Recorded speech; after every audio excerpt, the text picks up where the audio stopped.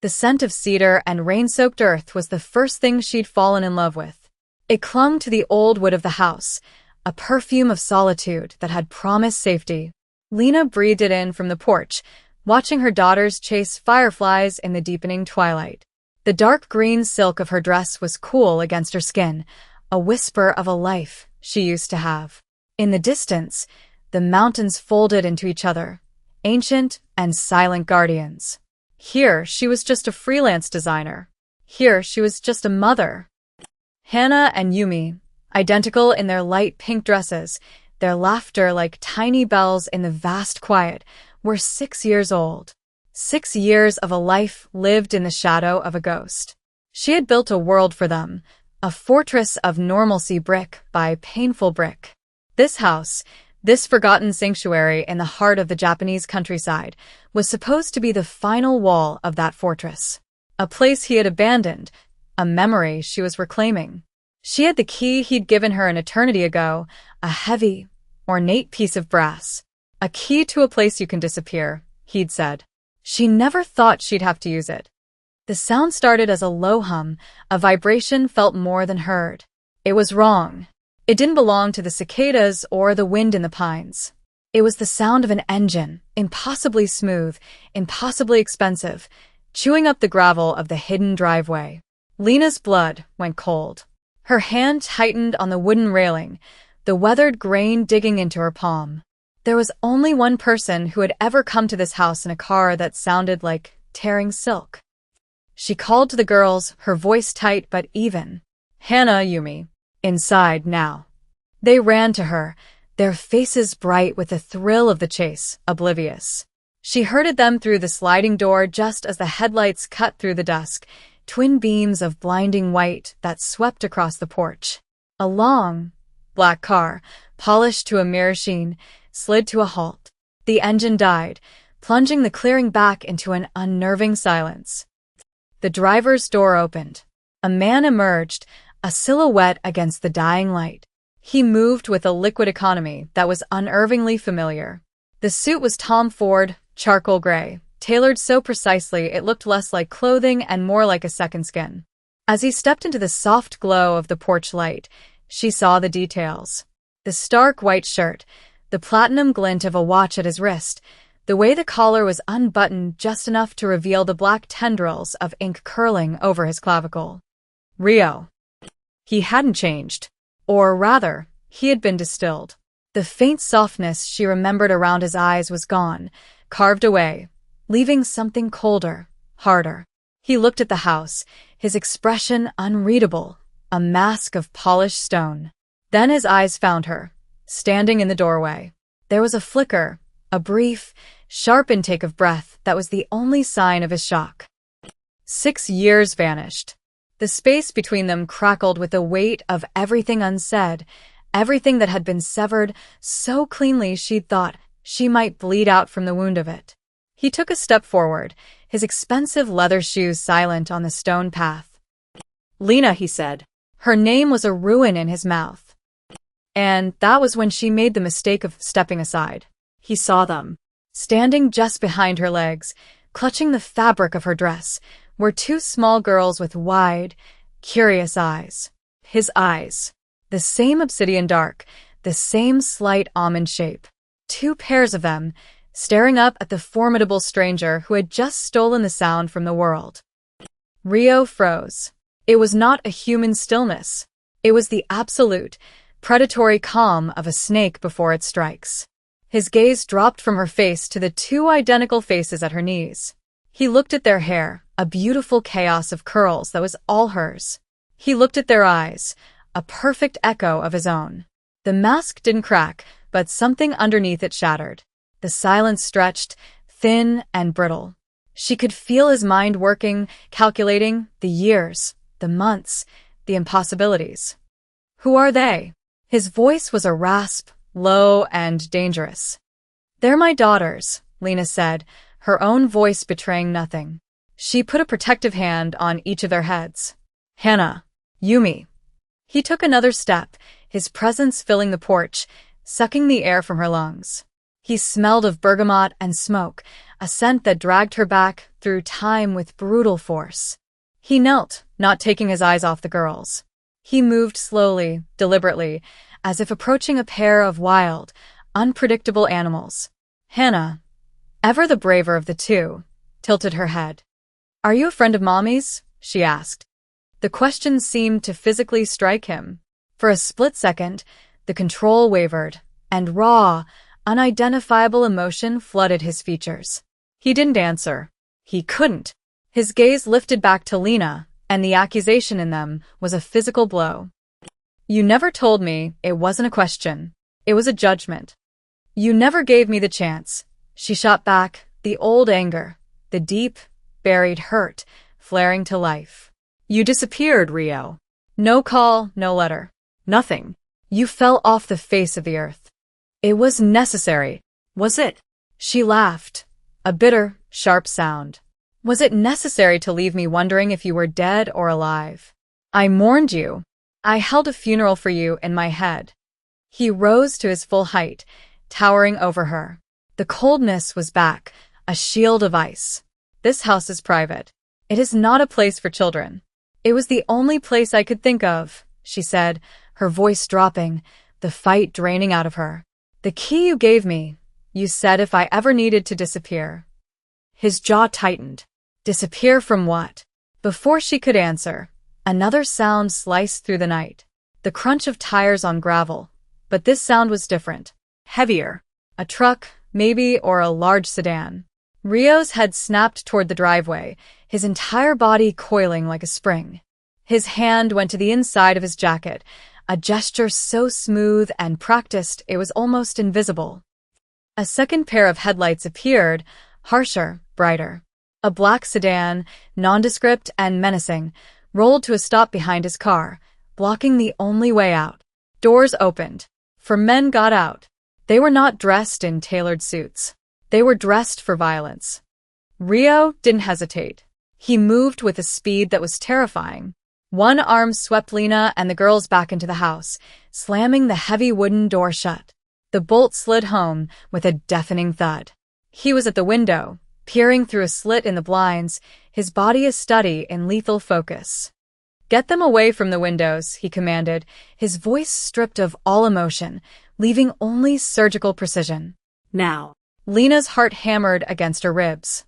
She pulled the girls into the back of the house, into the kitchen, their small bodies trembling against hers. She could hear muffled shouts from outside. A sharp crack echoed through the mountains. A gunshot. Yumi started to cry, a thin, terrified wail. Lena held them tighter, whispering reassurances she didn't feel. The world she had so carefully constructed, her fortress of safety, had just been breached. And the man who had laid the first stone was now the only thing standing between her children and the violence at the door. Rio appeared in the kitchen doorway, a ghost in the dim light. He held a sleek, black pistol in his hand, holding it with a familiarity that made her stomach clench.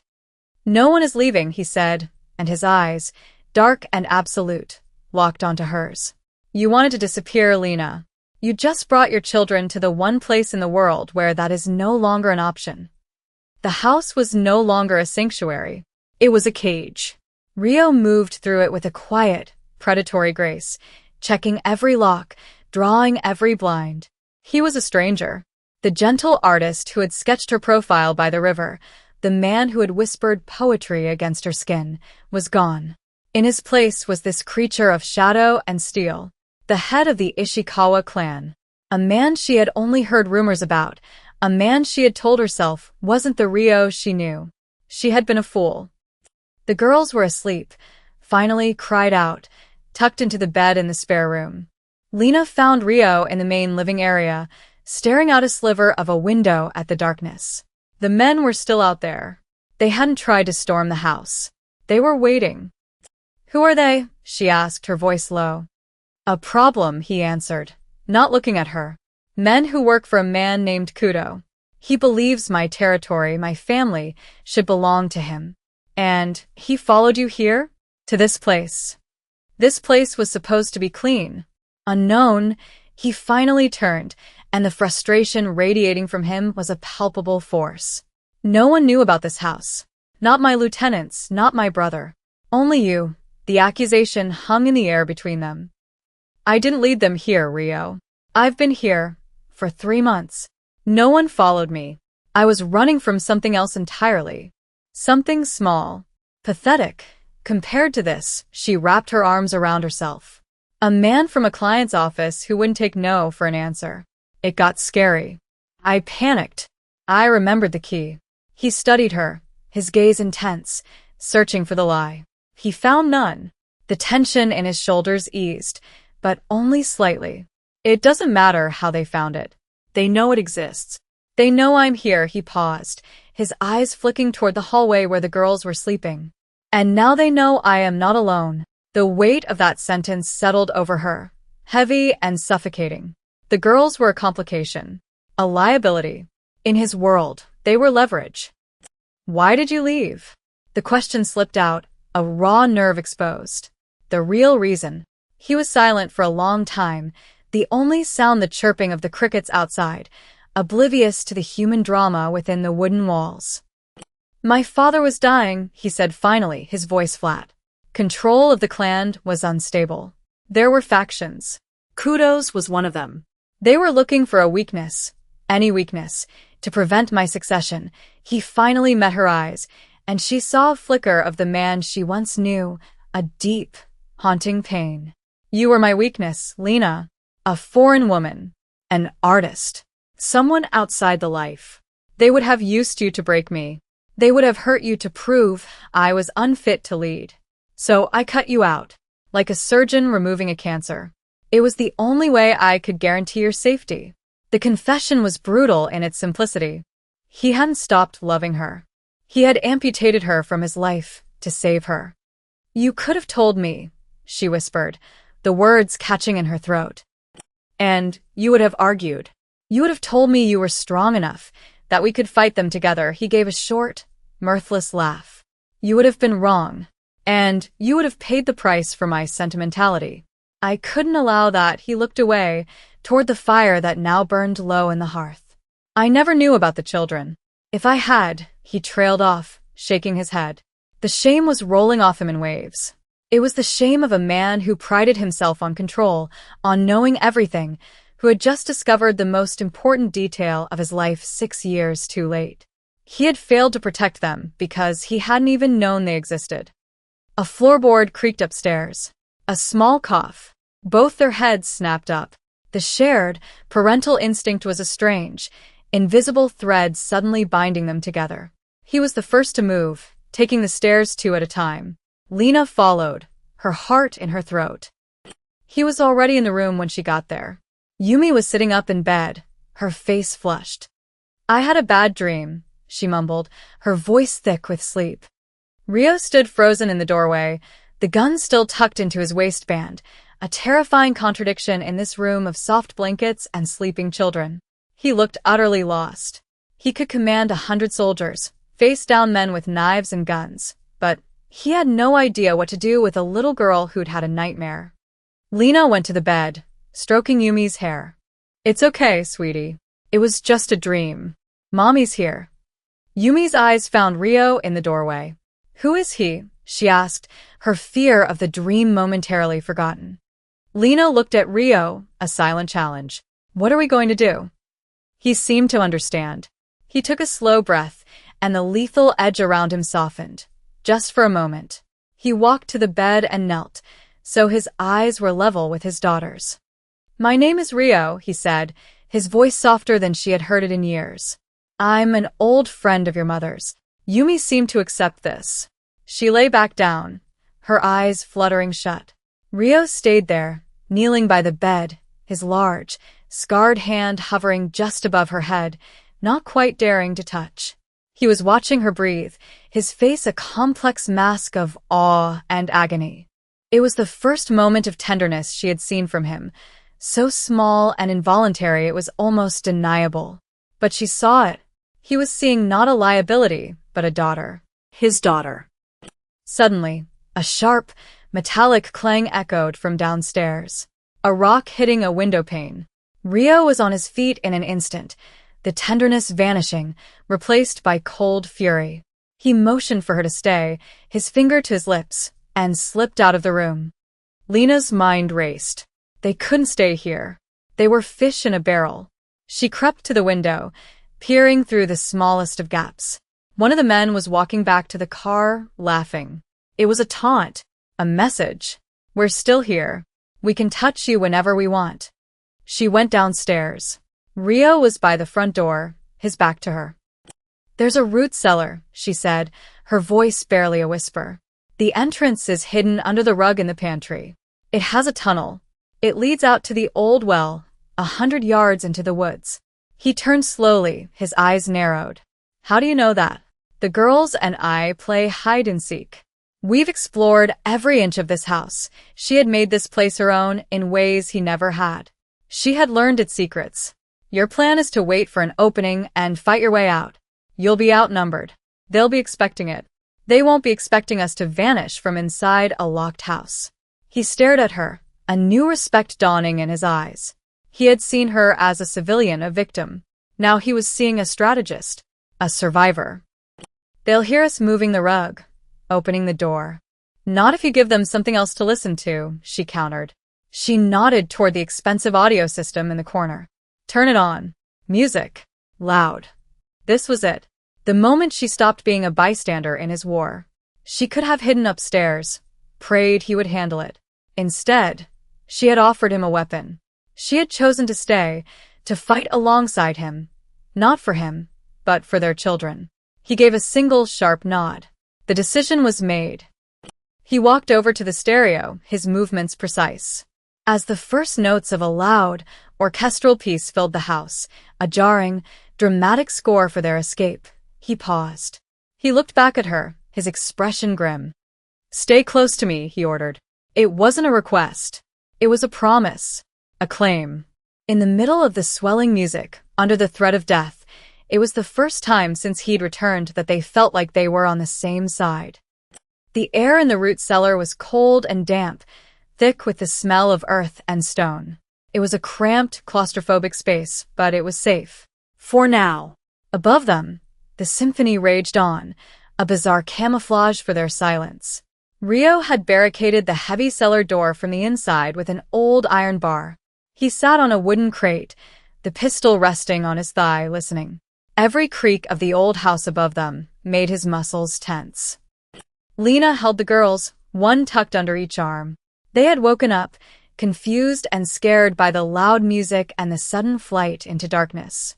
She had told them it was a new game, an adventure. They were young enough to believe her, but old enough to sense the fear coiling in her stomach. The music stopped abruptly. The silence that followed was absolute, terrifying. It was heavier, more final than any noise. It meant the men outside had breached the house. Footsteps pounded on the floorboards directly above them. Heavy, booted feet. Shouts. The sound of splintering wood as they kicked in doors. Hannah whimpered, burying her face in Lena's side. Rio put a finger to his lips, his eyes boring into hers. Be silent or we die. She nodded, holding her breath, trying to will her own frantic heartbeat to slow down. The footsteps moved away, toward the back of the house. Rio took the opportunity. He moved to the far wall of the cellar, where a series of loose stones concealed the entrance to the tunnel. He worked quickly, his hands sure and silent, prying the stones away. A gust of cooler, fresher air washed over them. Freedom was 100 yards of darkness away. He looked back at them. I'll go first, he whispered, his voice a gravelly rasp. Give me 2 minutes to make sure it's clear. Then you follow.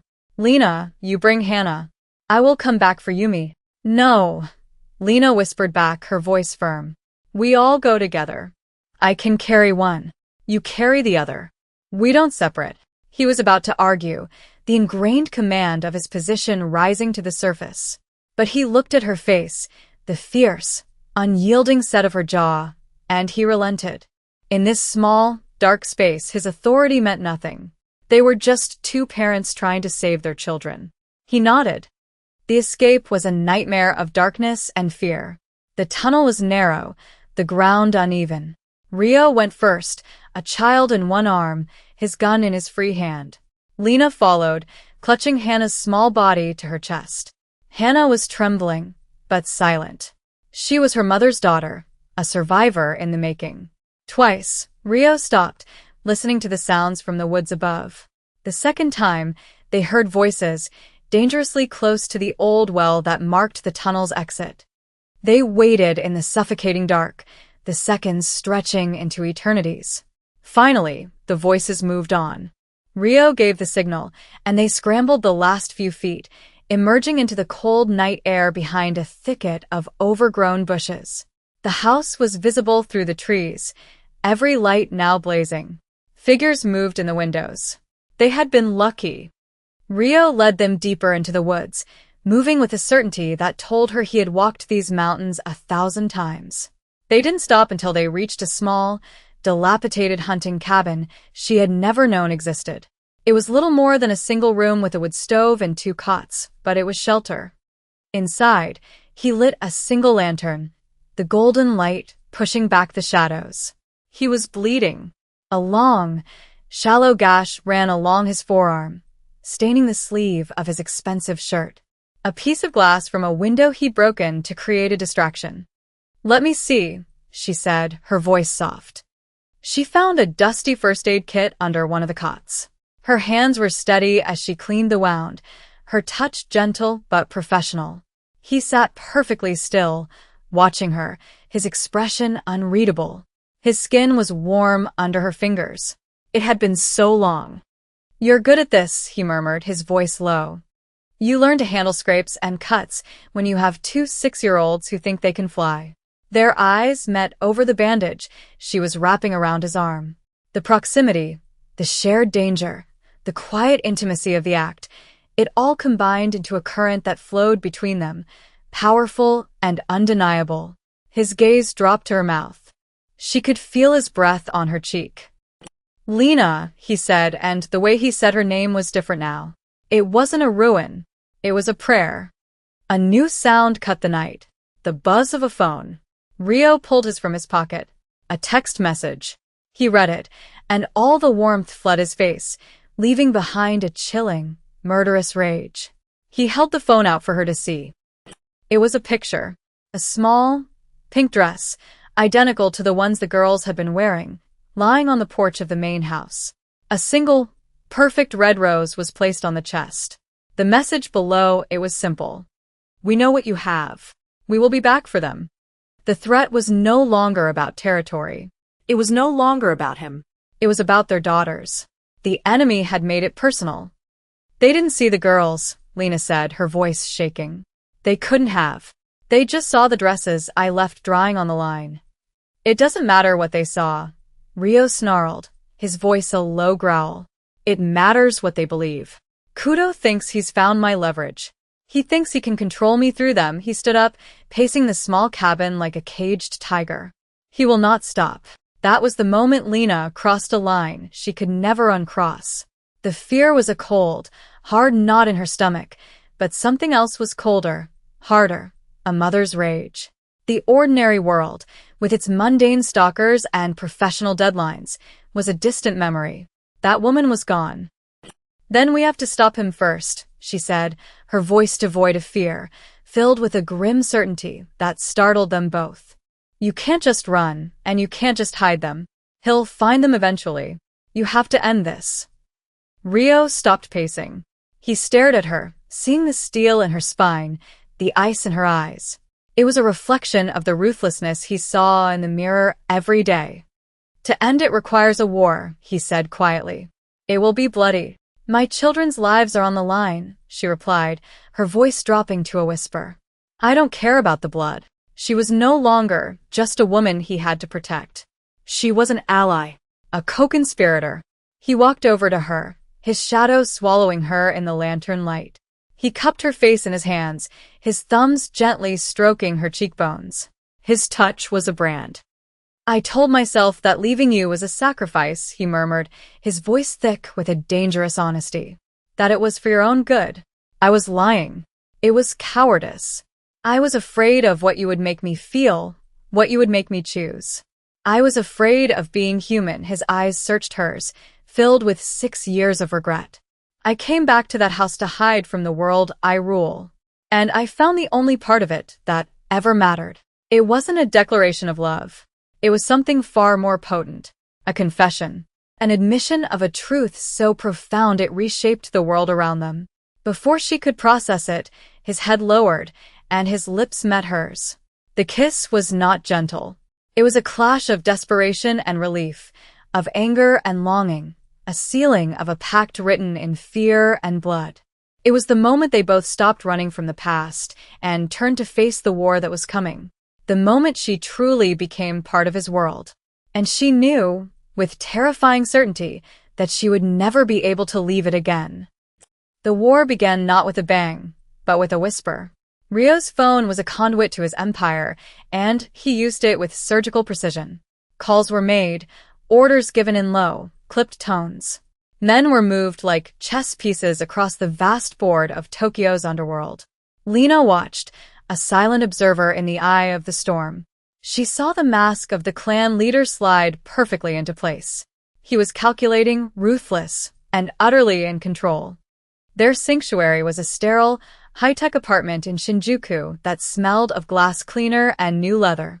It was anonymous, a ghost in the machine of the city, owned by a shell corporation. It was the opposite of the house in the mountains, and it felt like a prison. The girls, sensing the tension, were quiet and subdued, drawing in a sketchbook Lena had bought them. Rio's plan was to draw Kudo out, to force a confrontation on his own terms. But Kudo was slippery, a snake in the grass. He refused to be baited.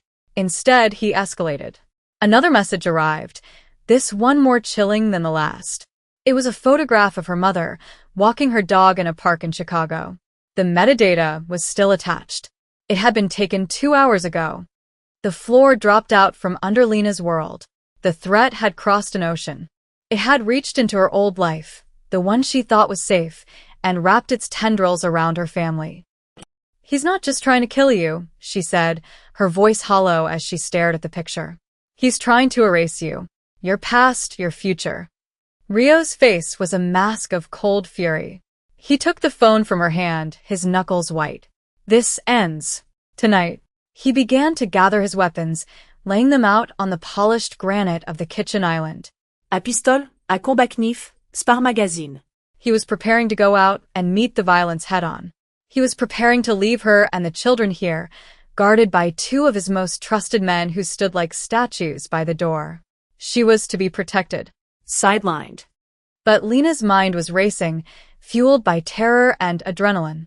Kudo was smart, but his tactics were predictable. Brute force, intimidation. He was a warlord. But warlords had logistical needs. They had to pay their soldiers. They had to move money. And she was a designer.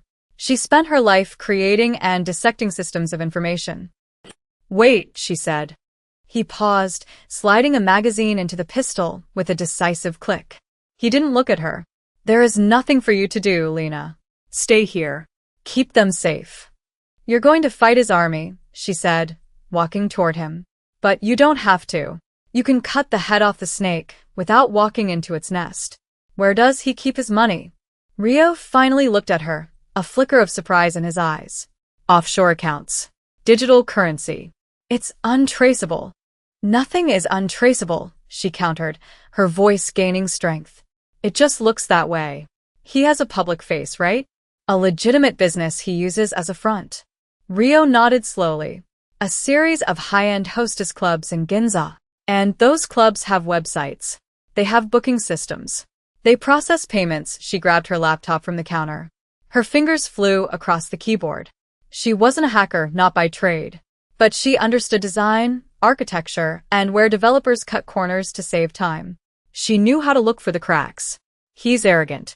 He thinks his real business is so well protected he's gotten sloppy with his public 1-inch. For the next hour, she worked. Rio stood over her shoulder, a silent, imposing presence. He watched as she navigated firewalls, probed for vulnerabilities, and followed digital breadcrumbs. The girls fell asleep on the sofa, oblivious to the silent, desperate battle being waged on a laptop screen. And then she found it. A backdoor. A poorly secured server that handled the club's inventory and payroll. And buried within it a link. A single, encrypted file that connected to a cryptocurrency wallet. It was his entire war chest. I can't break the encryption, she said, her heart pounding. But I can sever the connection. I can lock him out of his own server. And I can send an anonymous tip to the National Police Agency's Cybercrime Division about a network vulnerability at his clubs. They'll swarm his legitimate businesses. They'll freeze his assets while they investigate. He'll be cut off. A general with no money is just a man with a gun. This was her decisive act. She was not a damsel to be rescued. She was a weapon he never knew he had. She looked up at him, her eyes asking for permission to launch the attack. He stared at the screen, then at her. The respect in his eyes was profound. He saw her, truly saw her, not as the woman he had lost or the mother of his children, but as his equal, an empress to his emperor. Do it, he said, his voice quiet with awe. She hit the key. The code executed. An empire began to crumble in silence. The aftermath was swift. Kudo, suddenly without funds, found his soldiers' loyalty evaporating. Betrayal rippled through his ranks. Rio's forces, loyal and paid, moved in and dismantled what was left of Kudo's organization. Kudo himself was found 2 days later, dead in an alley, a victim of his own spurned lieutenants. The war was over. A cost had been paid. The house in the mountains, their one place of shared memory, was no longer safe. It had been tainted by violence, its location known to too many. It was a ghost now, a part of their past they could never reclaim. One of Rio's men, the one who had driven him to the house that first night, had died in the initial conflict. Victory in this world was never clean. They stood on the balcony of the Shinjuku apartment, the endless sea of city lights sprawling before them. The air was cool, carrying the distant sound of sirens. The girls were sleeping soundly inside, safe. The life Lena had known, the quiet, ordinary world she had built, was gone forever. Rio stood beside her, not touching, but his presence was a solid, comforting weight in the night. The cold mask he wore for the world was gone, leaving his face unguarded, weary. He targeted your mother because he knew, Rio said, his voice low, meant only for her. He saw you for less than an hour, and he knew you were my only weakness. He turned to face her, his dark eyes holding hers. He was right, but he was also wrong. You are not my weakness, Lena. You are my strength. The part of me I thought I had to kill to survive. It was not a proposal. It was not a promise of a happy ending. It was an acknowledgement. A statement of fact, as brutal and honest as a wound. He was who he was. A king in a kingdom of shadows. To be with him meant living in that kingdom. He didn't ask her to stay. He wouldn't. The choice had to be hers. She looked out at the glittering, dangerous city, a landscape of steel and neon ambition. Then she looked at him, at this impossible, lethal man who was the father of her children. The man who had broken her heart to save her life. Her past was a memory. Her future was a question mark. But her present was here, on this balcony, with him. She thought of the scent of cedar and rain, of the life she had lost. And she realized she wasn't mourning it anymore. She turned her gaze from the city and met his. She held it, letting the silence stretch, letting it fill with all the weight of their shared history and their uncertain future. Then, slowly, deliberately, she reached out and laid her hand on his, her fingers lacing through his. It wasn't a surrender. It was a choice, an acceptance. Here, in the heart of his empire, under the cold city lights, she was finally home.